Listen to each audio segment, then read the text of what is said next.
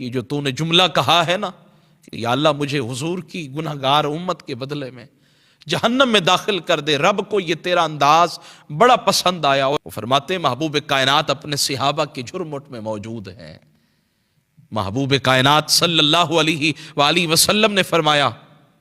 فرمایا ذرا مسجد نبوی کے دروازے کی طرف دیکھو۔ صحابہ نے دیکھا تو حضور نے فرمایا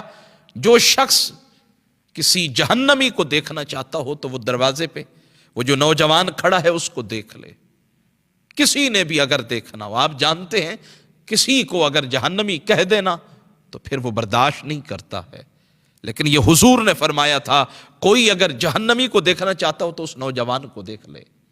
اس نوجوان نے بھی سن لیا اور سن کر پھر اللہ کی بارگاہ میں کہنے لگا یا اللہ میں واقعی گنہگار ہوں،